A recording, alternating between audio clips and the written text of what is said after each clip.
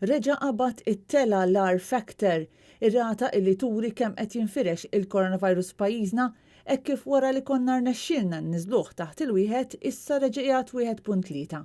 L-RT jkun qiegħed ivarja bħalissa qiegħed 1.3, però importanti ħafna li inti mhux tara numru ta' ġurnata, imma inti tkun qed tara average fuq numru ta' ġranet u dak li aħna nieħdu in consideration ukoll meta aħna nkunu qegħdin ukoll naraw kif ħadmu l-miżuri u anke li huma l-miżuri li aħna nkunu qegħdin nirrilaxxaw.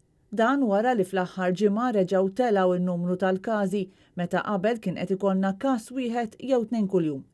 Biss fl-aħħar jumejn ġew irreġistrati 24 każ ġdid u fl-aħħar ġimgħa kellna total ta' 43 każ ta' COVID-19 f'pajjiżna hekk kif qalaqna din l-10 ġimgħa ta' emerġenza medika. Minkejja dan, meta mistoqsija dwar miżuri li jistgħu jittieħdu fil-ġimgħat li ġejjin, il-Professur Charmaine Gawci taċ tifhem li se jkomplu jkunu rilaxxati restrizzjonijiet b'aktar ftuħ ta' negozji. Irridu iva nkomplu għaddejjin billi inti tibda ikollok aċċess għal ċertu retail outlets, però dejjem biex inti jkollok il-protezzjoni.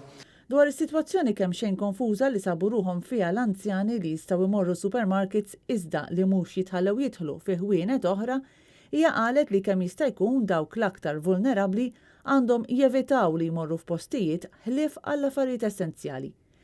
Ifakret ukoll li l-maskra tintlibes minn kull min qed jagħmel użu mit-trasport pubbliku. Fil-bulletin mediku tal-ġimgħa Superintendent ta' Saħħa Pubblika qalet li minn rekord ta' 1500 test li saru irriżultaw 10 każi ġodda. Dan fil-waqt li fl-aħħar sigħat kienu 5 l-persuni li fiequ għalkemm issa l-każijiet attivi telgħu għal 78. Mill-10 każi ġodda wieħed biss kien każ li huwa magħruf li kellu kuntatt ma' persuna oħra pożittiva, fil-waqt li d-9 l-oħra kollha Maltin għajr żagħżugħ Taljan mhux magħruf minn fejn setgħu ħadu l-virus. 6 minn dawn id-9 każi ma kellhomx sintomi. Issa fl-isptarijiet hemm total ta' 16 pazjent bil-COVID-19 bi3 minnhom jinsabu rikoverati fit-taqsima tal-mart infettiv fosthom anzjan li ddaħħal fl-aħħar 24 siegħa. In-numru ta' każijiet li kellna l-isptar issa għandna 3 li qegħdin l-isptar Boffa, għandna 7 li qegħdin is-St. Thomas, 3 li qegħdin fl-Infectious Disease Unit u 3 qegħdin Karen Gregg Hospital u m'għandna l-ħadd li qiegħed fl-Intensive Care Unit.